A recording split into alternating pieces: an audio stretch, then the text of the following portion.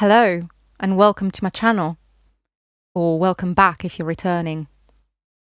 I am your host, The Strange Connector, and today I will be showing you an art haul of items I've recently purchased, or not so recently. And if this is an art haul video, you might be wondering, why is there nothing on this table other than some stray cat hairs that I'm attempting to remove? Well, it's because there are too many items, or they are too massive to fit all at once on this table. So, I shall be showing them to you one by one. But first, a premise. I didn't buy all these art supplies at once. I collected them over a period of time from different sales, websites, and stores. I've been looking into art materials for a while because I'm trying to find good quality supplies that are also affordable. This is because I'm currently, hopefully, retraining for a career that might involve workshop-type situations with the public, including kids and adults who might not be familiar with art supplies or art making. From my experience, the typical materials available in these settings, like Crayola crayons, Pentel student oil pastels, dried up, battered old markers, and the same 5 broken pencils, aren't very inspiring. Don't get me wrong, these student art supplies can be really good for some people because they're low pressure and easy to use. But others might find them a bit frustrating after a while and would rather have something that sparks more creativity and is a bit more versatile. So, I have been looking for supplies that are affordable enough to buy in bulk, so it doesn't matter if they get used up quickly or damaged. They should be simple for beginners to use, but also nice enough to inspire creativity and make people feel valued. I also want to learn more about where these products come from, as many art materials are often just white labeled, even from stores. And I've got really into that side of research. Oh, and I've bought a bunch of things simply for myself as well, because I am an artist after all. So, since I've done this digging, I thought it would be helpful to share what I've found, along with some comparisons of the products and some relaxing swatching. This will be coming up in future videos, though it may take me a while to upload as I'm going to be quite busy in the next couple of months.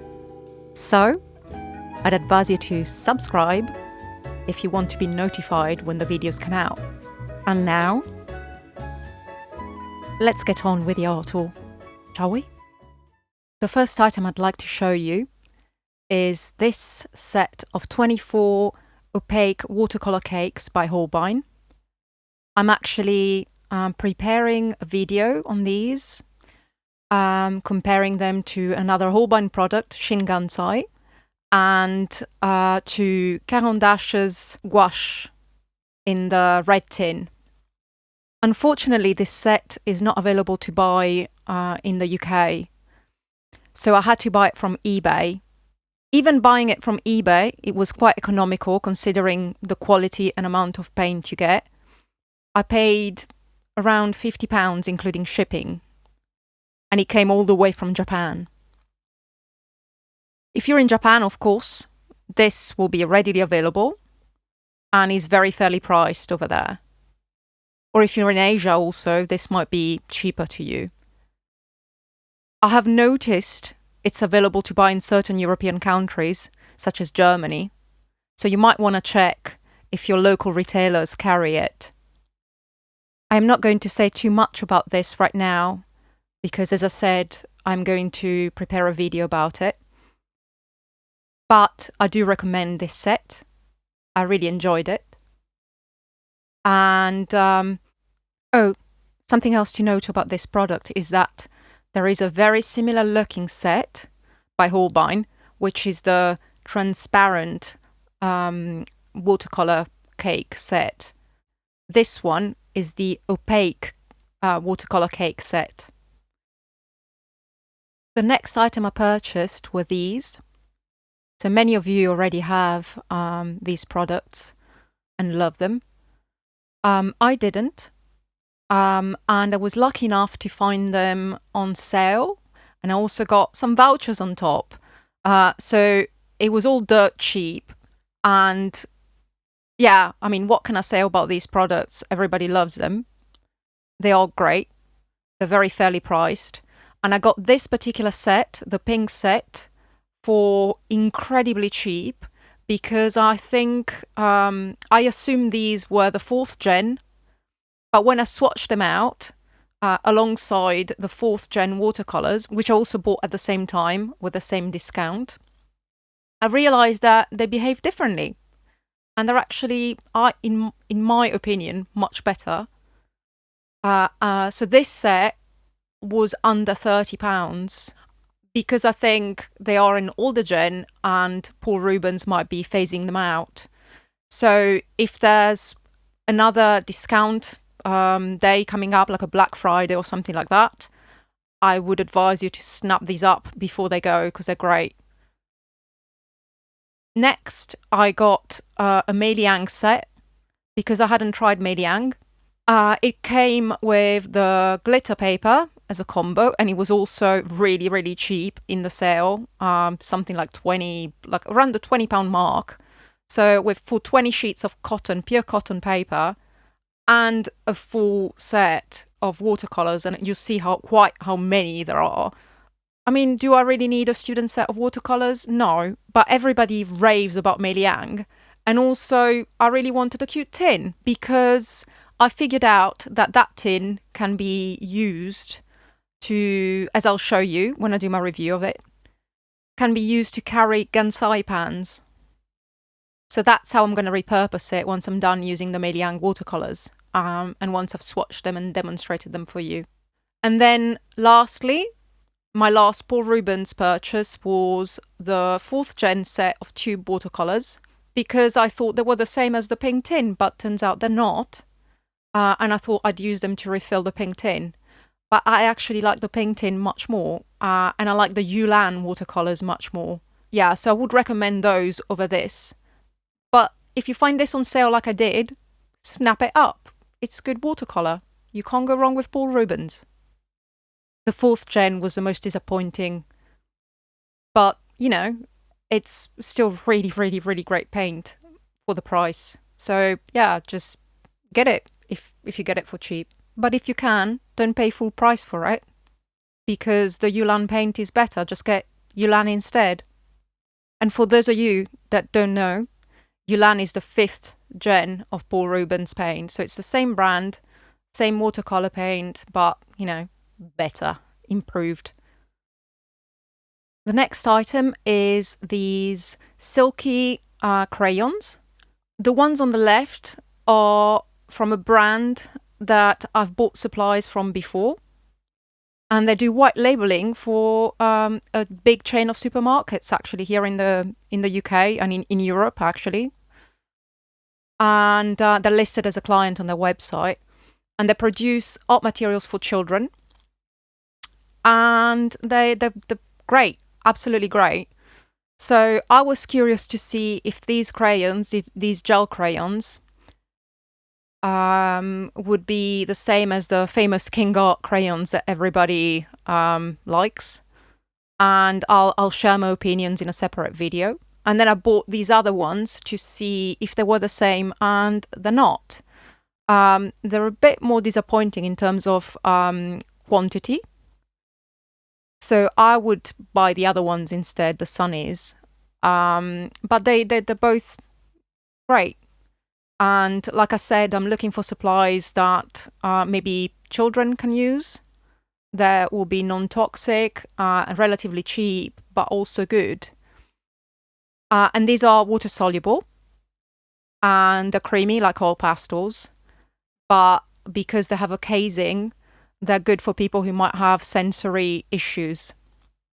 holding pastels. One of the things that I want to try out with these also is to see whether the casing can be repurposed, and whether I could put, say, for example, neopastels in there. Or Sunny also make pastels, you know, the brand on the left. They make some pastels that are very similar to neo colors, and I'm wondering whether I could just place them into the crayons so that I don't, you know, so that I get to reuse the plastic casing, because I hate to waste it. The next item was these paint sticks. They look a bit like glue sticks, and it's this amazing paint that comes out a bit like an oil pastel, so when you put it down, but it dries almost immediately, so it doesn't stay tacky, and it's great for doing stuff in sketchbooks. But also it can be reactivated with water. It does take a bit of scrubbing, but it can be reactivated, and it's washable. So again, great for children, and because the sticks are quite thick, it's good to hold if you've got little hands and your grip is not that good, or if you've got arthritis or something like that. So yeah, I mean, they do come in plastic casing again. However, they're pretty full. I mean, I took it out all the way, and it goes all the way. So the paint stick runs all the way into the case. So there's no empty space, and they do last quite a long time as well. So I bought these to check them out because I already have another different brand. And these were pastel colours, and I thought they might be quite nice, slightly muted colours. So these are both for myself, and also because I wanted to investigate using them for others. I suspect many of these products are manufactured by the same companies because they all look very similar. So any of these, I think, would probably be just as good as one another if you're looking for these. And I think all these products are alternatives, cheaper alternatives to products such as the Faber-Castell gelatos, which I think for what they are really overpriced. Next, I bought this watercolor swatch book from Tumuarta. And the reason I wanted to investigate this is because it's cold press paper. So it's 100% cotton cold press paper, and it's a pocket swatch book, but it still has quite a lot of swatching space. So it's similar to the same product by Lightwish, but it's smaller in size, and it has cold press paper, which I prefer for swatching watercolors. Both these products look very similar to a product by, I think it's New York Central, so which might be better than either. I don't know who started it, so I don't know who was the first to create these swatch books. But if you're in Europe, the New York Central sketchbook might be a bit hard to find, so maybe you want to get these, the Tumuarta one or the Lightwish one.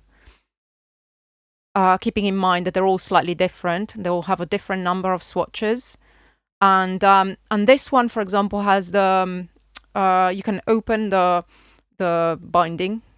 Sorry, I can't remember the word in English, but you can open it, the rings. You can open the binder rings, and you can move the pages around. And I like that feature. Yeah, so get whatever is easiest to get for you, that is cheapest, that you like the most. They're all slightly different. And I'll let you know what I think of this one. Next, I got this Fuumuui sketchbook, which was really cheap. So Fuumuui is very, very fairly priced. And in my experience, I haven't used their paper, but I've used their brushes before, and the brushes are excellent. So I'm quite excited to try this and see how the paper behaves. I shall let you know. I might do a little video on this, or I might just use it in one of my videos. Yeah, so if this paper is any good, it's actually cheaper than some other cheap brands like Baohong. And I like the fact that it comes in a ring-bound sketchbook, this size, because that's one of my favorite sizes. Next, this is the most recent item. It's just arrived. I'm very excited about it. It's from Marie's. So if you live in America or in China, you're probably very, very familiar with Marie's, because in America, it's been sold in brick and mortar shops for a very, very long time, for decades. And it's known as a supplier of cheap kind of student grade paints. However, in China, Marie's is a very respected company, and their Chinese artist grade supplies are really high quality, and they're the ones that, if you follow any traditional Chinese watercolor artist, they're the ones that they recommend usually. Not always, but usually. They're like the Winsor and Newton of China. But those products are not usually available in the West. So I was very excited to find these. And I'm a little confused. I've tried contacting Marie's, but they never replied to my email, because they have two lines. So, I mean, three lines actually. They have a student grade line for their Chinese paints, which is clearly student grade. And then they have two other lines. One is called Masters, and the other one is called Museum. And this is the museum line. And I cannot figure out which one is the most, if you will, artist grade of the two. So I'll let you know what I think of these. I'll do a swatch, and I might try and paint with them. I'm not going to be very competent at it, because if I try and paint, I'll try and paint on rice paper, and I have no idea what I'm doing with rice paper, but I'll give it a go. Again, super excited about it. And the box looks beautiful. And then these are also Marie's. There isn't a lot of information about these. They're not on their website, but from the looks of it, if I'll show you the inside in a second, from the looks of it, they are like their museum paints that come in pans. So the reason I've got three of these and they look slightly different is because they are meant to represent different seasons. So this one is spring, I believe. And unfortunately, the one I couldn't get is autumn. But they all have a slightly different selection of colors based on the seasons, on traditional Chinese painting as well. And I'm definitely gonna be doing a video on these because they're gorgeous. I mean, look at that packaging. And then next, much less exciting, but exciting for me, I got this set of I got this pack of the coin collecting wallets, plastic wallets. But I'm gonna use these to put swatch watercolor swatches in. I saw another YouTuber, Helen Cryer, do this, and I thought, oh, what a great idea to keep all of your colors together. So like by color, organized by color. So I can have all different brands, say all the blues, all the greens, all the yellows, and then you can take the swatches out as well and compare them more easily. And then in my swatch books, on the other hand, I'm gonna keep each brand together and each set together. The next item is a quantity of different watercolor paper. So I found this Fuumuui block. It was really cheap. And again, I'm hoping, fingers crossed, that this paper is as good as the brushes are. I will let you know how that works out. And then next, I got some Baohong Academy cold press paper because it was also on sale for really cheap. And I've tried this paper before many times and I really like it. It's really good paper.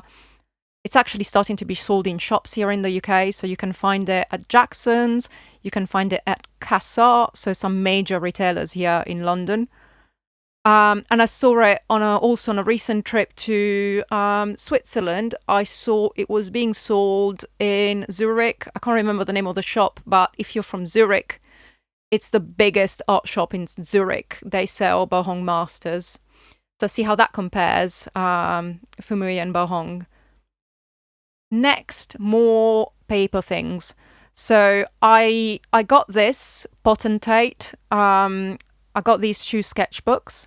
One of them is hot press, and I didn't know this one's the hot press one. And the other one is cold press. If I'd known this one was hot press, I wouldn't have gotten it in that size because I'm not that keen on hot press. But no matter, I'll use it with watercolor pencils. Potentate make watercolor paper. I'm not super keen on the watercolor paper. It behaves a bit strangely. But this was really cheap, and I thought I could just replace the paper with ash or something else that I prefer.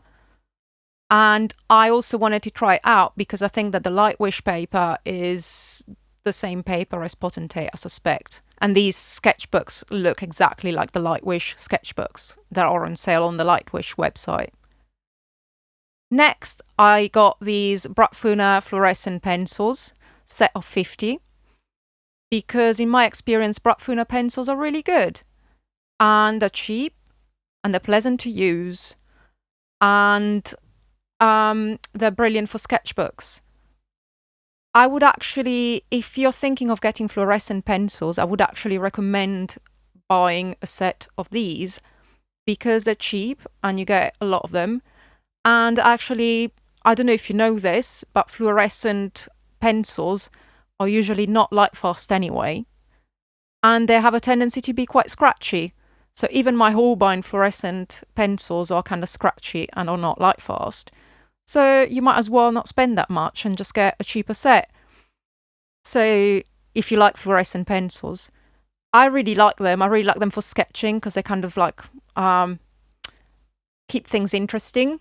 So I was very happy to find these, and I'll let you know what they're like. But I'm pretty sure that they're gonna be fab because I already have quite a number of Brutfuner pencils that I like for sketching. And these will be for sure. These would be really, really good for others as well, to share with others, like I mentioned. And then I got these oil pastels to try them out. I got them as an add-on with an item that I'm about to show you. So they cost me very little, and I thought, well, I'm paying for shipping anyway. I might as well put these in. I think they were like £8. If you buy them individually, they're probably going to be a bit more expensive than that. Yeah, I really like Marco, and I was wondering what their oil pastels would be like because I find the oil pastels from China are generally quite good. I wasn't so taken with these. I think they're a bit. I mean, I don't know. I was gonna say they're comparable to the Van Gogh pastels, but I don't know. I'll have to do a test for you, a full test of these for you. But they're not like, say, your Paul Rubens or your Mungio. Yeah, they're a bit. They're still better than say Pentel's, but they're not up there with Paul Rubens or Mungio artist pastels or pastels. Yeah, so I was a little bit disappointed, but they'll still work really nicely on some gritty paper. My favorite that I actually recommend is Constant Excel.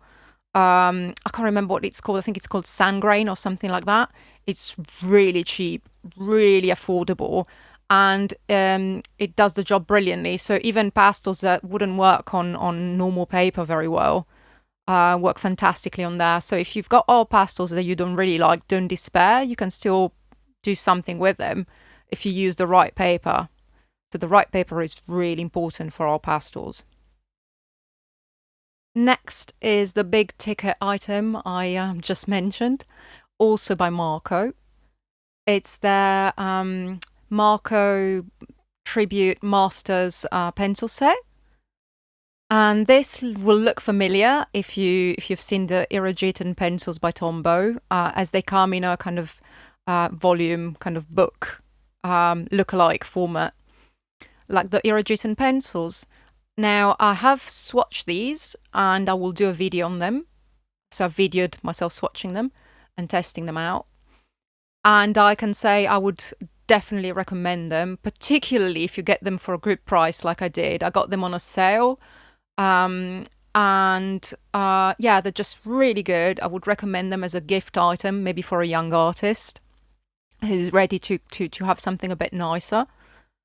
And yeah, I mean, I don't know if I should say it yet, save it for the video, but I actually prefer these to the Irrigitan pencils. So there you go. They're really, really good quality. They're sturdy. They're beautifully packaged. I like how the sets are organized. I really, really enjoyed these. They're a pleasant experience to use, and they're aesthetically very pleasing as well. So this would be a great gift item. These also come in bigger sets of pencils that in tins. So I think there's like 250 or 40. And I recently saw a sale that had a 200 and something set of these together with an additional special colors set. So I think that they're worth it. They're really, really nice pencils. Do I need the bigger set? No, so I'm not gonna get it and review it because I've got enough pencils as it is. I think this set, so the bigger set is in a tin. It doesn't come with the nice box. The nice box adds a premium, so you could get the same amount of pencils for less. But I think the big tin that I'm thinking of costs more than this box because there are quite a lot more pencils. But yeah, but this specific box set is aesthetically beautiful, and it's organized in a useful way, I think. Yeah, I prefer how it's organized compared to Irrigitan, in fact. They're not, however, it's important to note that these pencils, although really nice, don't come with light fastness information, with pigment information, with all of that. So you cannot use them as artist grade pencils for your work that you're going to be displaying, because they probably will fade. But they are very, very nice for practice, for sketchbook use, and just if you like things that are quite aesthetic. Yeah, they would make a great gift. And most pencils for children are not light fast anyway. So yeah, if you've got a young artist in your life that you want to gift some art items to, these would make a great gift. Or if you want to gift it to somebody who enjoys coloring books, for example, because in coloring books it doesn't matter if things are in light fast because, you know, they're in a book anyway. These would also be a great present. Oh, it's getting a bit exciting now. So these were purchased on a recent trip to Venice. I mean, not so recent, actually, a couple of months back. They are MaimeriBlu watercolors. So what can I say about that? Maimeri is a very, very established brand in Italy. I grew up using Maimeri gouache in school. So I know this brand very well. MaimeriBlu is their artist grade watercolor paint. And I bought this set because it's the Venice set. And I was in Venice, and I have never seen this set reviewed here on YouTube. I don't think it's available to buy in the UK or America. You might have to import it. That might be why. This set should not be confused, however, with the Venezia watercolors, which used to be the student grade watercolors from Maimeri. So this is MaimeriBlu. So it's MaimeriBlu artist grade watercolor in a Venice set. So the colors that were selected kind of match the colors of Venice, which I thought was fitting. I bought this in the same shop where I bought the sketchbook that I showed you in my first video, and I was excited to try it out because it's got Pearl Orange, which I really like, and it's got Potter's Pink, which I've heard great things about from Maimeri, and yeah, and Cerulean Blue as well. And I previously only had a small taster set from MaimeriBlu, even though I know the brand Maimeri very well. And next is this as well, which I bought in Venice in a different shop. It was a pigment shop. I can't remember what it was called, but if you look for Venice pigment shop, if you're in Venice, you will find it. I think it's called Arcobaleno maybe. I had never seen this brand before. They're fully synthetic, and would you look at the size of that brush, and could you believe this is the zero? I was excited to try this because it looks very ergonomic, and many of you, and it feels really amazingly weighted as well when you hold it. And it's fully synthetic, so I thought I should show it because I know some people don't like brushes with animal hair, and I can say that having tested it, it's a great brush. So the brand is Borciani Bonazzi. Yeah, and this brush I think was around 20 euros, which is incredibly cheap for such a good brush in such a giant size. So yeah, it's Unico brush by Borciani Bonazzi. Next, and this is the most massive item. This with a Marie's paint is also a recent purchase and just arrived. Yeah, sadly, it's too big to fit on my table. I haven't got a lot of space in this room, so I can't show it to you properly, but I'll do my best. It's a tabletop drawing board easel. Sorry, that's a bit of a mouthful. From Meeden. Meeden is an excellent brand for studio sundries and studio furniture, if you will. I'm pretty sure they must white label to some big brands because they're all the same products. I would recommend any of their sundries, like their palettes, their easels, all of that. It's really great stuff. The reason I wanted to buy this is because when I'm drawing from life, I like to draw upright, not on the table, because the table, first of all, when you've got things on the table, it gets distorted. Your perspective gets distorted, but also you have to constantly shift between looking at the things that you're drawing and looking at the table, which is not great if you're drawing from life. So yeah, having an easel type situation is much better because you can just keep your eyes on the object and only occasionally direct your gaze at your drawing. It's also supposed to be more ergonomic to draw this in this fashion, but for me it's a bit of an issue because I have pains in my arms and shoulders. So keeping my arm extended for too long really tires me out. Regardless, I think it's actually good to switch your position. So not always draw sitting, looking down, not always use an easel, and kind of like an alternate between sitting and standing. So yeah, it's very nice. It feels very nice to the touch, the wood. It's got a strap on top to put your drawings under to hold them in place. The strap is silicone, so it's not gonna degrade over time in the same way that rubber does, and it's removable, so you can take it off if you don't want it, and you can tape your art on there, or you can do what I do and use a drawing board. So you can just use it as a stand for a drawing board. So you remove the strap. Yeah, I'm showing you, so you can remove it. It's fully removable. Yeah, and it's fairly robust as well. But yeah, you can just take it off and use tape or bulldog clips. You can extend it as well, so it gets pretty far up. So I'm